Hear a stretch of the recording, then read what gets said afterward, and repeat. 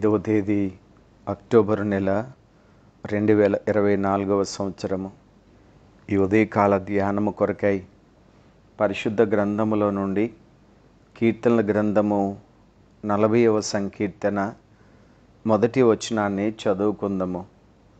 యెహోవా కొరకు నేను సహనముతో కనిపెట్టుకొంటిని, ఆయన నాకు చెవియొగ్గి నా మొర్ర ఆలకించెను. దేవుడి పరిశుద్ధ వాక్యమును మన కొరకే దీవించునుగాక.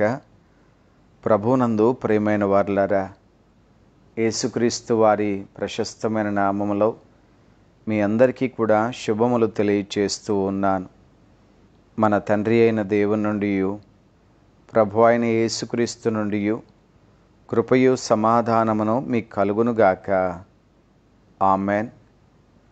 ప్రభు కొరకు ఓపికగా మనము కనిపెట్టినప్పుడు మన జీవితంలో లభించేటువంటి ఆశీర్వాదములను, మేలులను గురించి ఈ కీర్తన ద్వారా మనం నేర్చుకోగలము. ముఖ్యంగా వేచి ఉండే సమయంలో సహనాన్ని మరియు దేవుని పట్ల విశ్వాసాన్ని మనం పెంపొందించుకొనడానికి ఎంతైనా వీలు కలుగుతూ ఉంటుంది. ఎప్పుడైతే మనం ప్రభు కొరకు కనిపెడుతూ ఉంటామో, మనము అన్ని విషయాల్లో కూడా స్థిరంగాను, మన జీవితాన్ని నిబ్బరంగాను కొనసాగించడానికి మనకు సహాయపడుతూ ఉంటుంది. ఈ కీర్తనలోని కొన్ని ఆలోచనలను ఈ ఉదయకాల ధ్యానం కొరకే మనం కలిగి ఉండబోతూ ఉన్నాము. ముఖ్యంగా సహనంతో ప్రభు కొరకు కనిపెట్టుట మనము నేర్చుకొనడానికి ఇవి సహాయపడుతూ ఉంటాయి. మొదటి వచనములో ఆయన నాకు చెవియొగ్గి నా మొర్ర ఆలకించెను అనే మాట కనిపిస్తూ ఉంది. మనం దేవునికి ప్రార్థన చేయుట అనేది తప్పనిసరిగా ప్రతి దినము కలిగి ఉండవలసినటువంటి ఒక మంచి అలవాటు. ఎందుకంటే మనం ఎప్పుడైతే దేవునికి మొర్ర పెడుతూ ఉంటామో ప్రభువు చెవియొగ్గి ఆలకిస్తారు అనేది వాస్తవము. చెవియొగ్గి ఆలకించుట అనే దానికి ప్రభువు నా వైపు తిరిగారు అనే అర్థాన్ని కూడా ఇస్తూ ఉంది. అంటే ప్రియులరా, మనము ప్రభు వైపు తిరిగినప్పుడు, అంటే ప్రార్థన ద్వారా మనం ప్రభు వైపు తిరిగినప్పుడు ప్రభు మన వైపు తిరుగుతారు అనేది మనం నేర్చుకోవాలి. చాలా పర్యాయములు మన అవసరతల్లో మనుషుల వైపు తిరగడానికి ప్రయత్నం చేస్తూ ఉంటాము. లేక ఏదైనా ఒక స్థలం మనము చేరాలి అని అనుకుంటూ ఉంటాము. కానీ ఎప్పటికీ మర్చిపోవద్దు ప్రియులారా, మనుషుల వైపు తిరిగినప్పుడు వారు వెంటనే నీ వైపు తిరుగుతారో లేదో తెలియదు. నువ్వేదైనా ఒక స్థలాన్ని కోరుకున్నప్పుడు అక్కడ నీవు కోరుకున్నవి లభిస్తాయో లేదో తెలియదు. కానీ నువ్వు దేవుని వైపు తిరిగితే వెంటనే ప్రభువు నీ వైపు తిరుగుతారు. నీవు కోరిన వాటిని, నీవు వెతుకుతున్న వాటిని దేవుని యొద్ద తప్పకుండా నీవు పొందుకుంటావు అనేది దయచేసి మర్చిపోవద్దు. ఆయన నాకు చెవియొగ్గి నా మొర్ర ఆలకించెను. ఎంత గొప్ప సత్యాన్ని ఇక్కడ మనం గమనిస్తూ ఉన్నామో. మన అవసరాన్ని గుర్తించి దేవుని సహాయం కోరుట అనేది తప్పనిసరిగా మనం మర్చిపోకూడదు. మనము హృదయపూర్వకంగా దేవుని వైపు తిరగవలసిన వారమై ఉన్నాము. మన హృదయంలో ఉన్నటువంటి ప్రతి విధమైనటువంటి అక్కర్లను దేవుని సన్నిధిలో కృమ్మరించవలసిన వారమై ఉంటున్నాము. దేవుని మార్గదర్శకత్వాన్ని మనము కోరుకొనవలసిన వారముగా ఉంటూ ఉన్నాము. దేవుని వాక్యములోనే కీర్తనల గ్రంథము 62వ సంకీర్తన 8వ వచనంలో, జనులారా ఎల్లప్పుడూ ఆయన యందు నమ్మిక ఉంచుడి, ఆయన సన్నిధిని మీ హృదయములో కృమ్మరించుడి, దేవుడు మనకు ఆశ్రయము. స్నేహితులారా, ఈ లోకములో మన యొక్క ఆవేదన, మన అక్కర్లు, మనకు కావలసినటువంటి వాటిని మనుషుల దగ్గర మనము మొర్రపెట్టుకున్నంత మాత్రాన వాటికి జవాబులు రావు. మన బాధలన్నీ వారితో చెప్పుకున్నంత మాత్రాన మనకేమీ కూడా మేలు కలగదు. కానీ దేవుని సన్నిధిలో మన హృదయాన్ని కృమ్మరించినప్పుడు దేవుడు మనకు ఆశ్రయంగా ఉంటారు. దేవుడు మనకు ఆదరణకర్తగా ఉంటారు. దేవుడే మనకు సమాధానకర్తగా ఉంటారు. దేవుని ద్వారా మనకు లభించే సహాయము మన జీవితాలను నింపేస్తుంది అనే విషయాన్ని గుర్తించాలి. కనుక అన్ని పరిస్థితుల్లోనూ కూడా దేవుని వైపు తిరగడం నేర్చుకుందాం.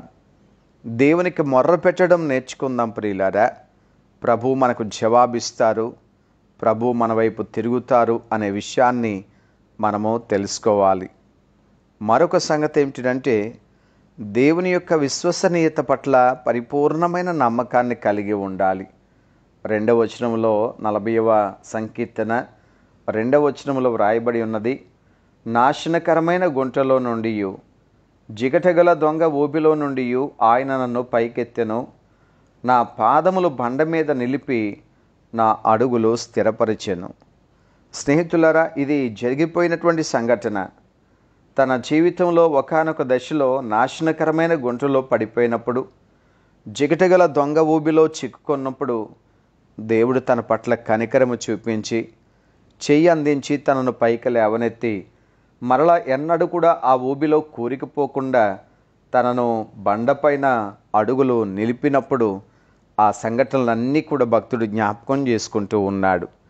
అంటే గతించిపోయిన కాలంలో దేవుడు తన పట్ల ఎంత ప్రేమ చూపించారో, దేవుడు తన పట్ల ఎంత నమ్మకాన్ని ఆయన కలిగి లేక నమ్మకత్వాన్ని కనబరిచారో, తన పట్ల దేవుడు ఎంత గొప్ప కార్యాలు చేశారో వాటన్నిటినీ జ్ఞాపకం చేసుకోవడం ద్వారా భవిష్యత్తుకు సంబంధించినటువంటి ఒక గొప్ప నిరీక్షణ మనము కలిగి ఉంటాము. అంత మాత్రమే కాదు, గడిచిపోయిన కాలంలో దేవుడు అంత గొప్ప ప్రేమ చూపించినప్పుడు భవిష్యత్తులో అలాంటి ప్రేమనే దేవుడు మరలా కనబరచగలడు అనేటువంటి ఒక విశ్వాసం కూడా మనలో ఏర్పడుతూ ఉంటుంది. కాబట్టి దేవుని యొక్క నమ్మకత్వాన్ని ఎన్నడూ కూడా మనం మర్చిపోకూడదు. దేవుడు నమ్మకంగా మన కొరకు చేసిన కార్యాలను ఎన్నడూ కూడా మర్చిపోకూడదు.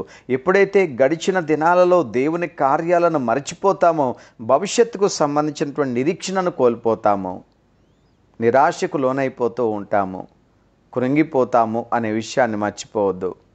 ఒకానొక సందర్భంలో దావీదు జీవితంలో జరిగినటువంటి ఒక సంఘటన మనకు ఈ సత్యాన్ని చక్కగా వివరిస్తూ ఉంటుంది. అది సమూయేలు మొదటి గ్రంథము 17వ అధ్యాయము. దావీదుతో సౌలు చెప్తా ఉన్నాడు 33వ వచనంలో, ఈ ఫిలిష్తీయుని ఎదుర్కొని వానితో పోరాడుటకు నీకు బలము చాలదు. నీవు బాలుడవు, వాడు బాల్యము నుండి యుద్ధాభ్యాసము చేసిన వాడని దావీదుతో అనెను. అందుకు దావీదు సౌలుతో ఇట్లనెను, మీ దాసుడనైన నేను నా తండ్రి యొక్క గొర్రెలను కాయిచుండ సింహమును ఎలుగుబంటియు వచ్చి మందలో నుండి ఒక గొర్రెపిల్లను ఎత్తుకొని పోవచ్చుండగా నేను దానిని తరిమి చంపి దాని నోట నుండి నా గొర్రెలను విడిపించి తిని, అది నా మీదికి రాగా దాని గడ్డం పట్టుకొని దానిని కొట్టి చంపి తిని. మీ దాసుడనైనటువంటి నేను ఆ సింహమును ఎలుగుబంటిని చంపి తినే, జీవము గల దేవుని సైన్యమును తిరస్కరించిన ఈ సున్నతి లేని ఫిలిష్తీయుడు వాటిలో ఒకని దాని వలె అగును అనియు, సింహం యొక్క బలము నుండి ఎలుగుబంటి యొక్క బలము నుండి నన్ను రక్షించిన యెహోవా ఈ ఫిలిష్తీయుని చేతిలో నుండి కూడాను నన్ను విడిపించును అనియు చెప్పాను. స్నేహితులారా, ఇక్కడ సౌలు చెప్పిన మాటకు దావీదు జవాబును గమనిస్తూ ఉన్నారా? నీవు బాలుడవు, ఏమీ చేయలేవు, నీకు బలం సరిపోదు అని అంటే, లేదు లేదు నేను బలవంతుణ్ణి అని చెప్పుకోవడానికి ప్రయత్నం చేయలేదు. నా కొరకు దేవుడు చేసిన కార్యాన్ని నేను చెప్తాను వినండి అన్నట్లుగా గడిచిన దినాల్లో సింహము నోట నుండి ఎలుగుబంటి నోట నుండి తాను ఏ రీతిగా తప్పించబడ్డానికి దేవుడు సహాయం చేశారో ఆ మేలైన కార్యాన్ని జ్ఞాపకం చేసుకుంటున్నాడు దావీదు. జ్ఞాపకం చేస్తున్నాడు కూడా. తద్వారా ఆయన చెప్తున్నటువంటి ఆ ముగింపు సందేశం ఏమిటంటే, సింహము నోట నుండి నన్ను కాపాడిన దేవుడు, ఎలుగుబంటి నోట నుండి నన్ను కాపాడిన దేవుడు ఇప్పుడు ఈ ఫిలిష్తీయుని యొక్క చేతిలో నుండి తప్పకుండా నన్ను కాపాడుతారు. అంటే గడిచిన దినాల్లో దేవుడు నా పట్ల ఎంత ప్రేమ అయితే చూపించారో ముందున్న దినాల్లో కూడా తప్పకుండా చూపిస్తారు. గత కాలంలో దేవుడు నాకు ఎంత సహాయం చేశారో ముందున్న కాలంలో కూడా అంతకంటే ఎక్కువే చేస్తారు దేవుడు. అంటే దేవుడు నమ్మదగిన వాడు అనే సంగతిని మనం మర్చిపోకూడదు ప్రియులారా. అదే చెప్తున్నాడు కీర్తనాకారుడు కూడా. దేవుడు నన్ను విడిపించారు, దేవుడు నన్ను పైకెత్తారు, దేవుడు నా అడుగులు స్థిరపరిచారు అనగా దేవుని విశ్వసనీయత ఎంత గొప్పదో ఒప్పుకుంటూ ఉన్నాడు. నా జీవితంలో కూడా ఈ అనుభవాన్ని కలిగి ఉండాలి. భవిష్యత్తును చూసి, ఎదురవుతున్న పరిస్థితులను చూసి కలవరపడొద్దు. కానీ గతించిన కాలంలో స్నేహితులరా, నా జీవితంలో దేవుడు చేసిన కార్యాలను జ్ఞాపకం చేసుకుంటే దేవుని కృప నీ పట్ల ఎంత గొప్పదో తెలుసుకుంటావు. తద్వారా ధైర్యాన్ని కలిగి నిరీక్షణతోనూ బలమైన విశ్వాసముతోనూ నువ్వు ముందుకు సాగిపోవడానికి నీకు వీలు కలుగుతుంది అనే విషయాన్ని మర్చిపోవద్దు. కీర్తనల గ్రంథం 40వ సంకీర్తన 8వ వచనంలో వ్రాయబడిన మాట, నా దేవా, నీ చిత్తము నెరవేర్చుటకు నాకు సంతోషము, నీ ధర్మశాస్త్రము నా ఆంతర్యములో ఉన్నది. ఇక్కడ భక్తుడు చెప్తున్న మాట ఏమిటంటే, నా ఇష్టాన్ని మీరు నెరవేర్చితే నాకు సంతోషం అని చెప్పడం లేదు, మీ చిత్తము నేను నెరవేర్చడం అనేది నాకు చాలా సంతోషము. అంటే ప్రియులారా, మన ఉద్దేశాలు కాదు నెరవేర్చబడవలసింది, మన పట్ల దేవుని ఉద్దేశాలు నెరవేర్చబడాలి అని మనం కోరుకోవాలి. ఎక్కువసార్లు మనం చేస్తున్నది ఏమిటంటే, ప్రభువా నేను ఇలా అనుకుంటున్నాను, ఇవి నెరవేర్చండి. ప్రభువా నా ఆలోచనలు ఇవి నెరవేర్చండి. నా ప్రణాళికలు వీటిని నెరవేర్చండి అని దేవుని బలవంత పెట్టడానికి ప్రయత్నం చేస్తూ ఉంటాము. అవి నెరవేర్చబడకపోతే నిరాశ చెందుతూ ఉంటాము. కానీ నేర్చుకోవాలి ప్రియులారా, దేవుని ఉద్దేశాలు నా జీవితంలో నెరవేరాలి అని భావించాలి. ఎందుకు అలా భావించాలి అంటే, మన సొంత ఆలోచనలు, కోరికలు, ప్రణాళికల కంటే మన కొరకు దేవుని ఆలోచన, కోరిక, ప్రణాళికలు చాలా శ్రేష్టమైనవి గనుక, ఆకాశము భూమి కంటే ఎంత ఎత్తుగా ఉన్నదో అంత ఎత్తైన ఆలోచనలు, ఉద్దేశాలు దేవుడు నీ కొరకు, నా కొరకు కలిగి ఉన్నారు. అవి చాలా మంచి ఉద్దేశాలు, మేలైన ఉద్దేశాలు. దయచేసి మర్చిపోవద్దు ప్రియులారా. మనము ఆ సంగతి తెలుసుకున్నప్పుడు వెంటనే దేవుని చిత్తానికి అప్పగించుకుంటాం. ప్రభువా మీ చిత్తమే నా జీవితంలో నెరవేర్చండి, మీ ఉద్దేశాలే నా జీవితంలో నెరవేర్చండి అని మనం అప్పగించుకుంటాం. ఇక్కడ కీర్తనకారుడు అదే చెప్తున్నాడు, ప్రభువా నీ చిత్తము నెరవేర్చుటకు నాకు సంతోషము. మీ చిత్తం ఏదైతే ఉందో అది నెరవేర్చుట నాకు సంతోషం ప్రభువా. కనుక అందుకొరకు నేను నా ఆలోచనలు విడిచిపెట్టుకుంటున్నాను, నా ఉద్దేశాలు విడిచిపెట్టుకుంటున్నాను, నా కోరికలు, ప్రణాళికలు విడిచిపెట్టుకుంటున్నాను అన్నట్లుగా జ్ఞాపకం చేస్తూ ఉన్నాడు. సహోదరుడా, ప్రియ సహోదరి, నీవు అనుకున్నది జరగడం లేదని కృంగిపోవద్దు. దయచేసి దేవుని మీద కూడా నేరారోపణ చేయొద్దు. నేను ఎంతో కాలంగా ప్రార్థన చేస్తున్నాను ప్రభువా, ఇది ఎందుకు జరగట్లేదు అని ఏమాత్రము కూడా దేవుడి పైన మనము ఒక నేరం మోపడానికి ప్రయత్నం చేయొద్దు. ఎందుకనంటే మన ఉద్దేశాలు కంటే కూడా దేవుని ఉద్దేశాలు మన కొరకు చాలా చాలా మంచిది. కనుక తెలుసుకుందాం, ప్రభువా మీ ఉద్దేశాన్ని నెరవేర్చండి, సర్వ చిత్తంబు నీదేనయ్యా మనం జ్ఞాపకం చేసుకుంటూ ఉంటాము.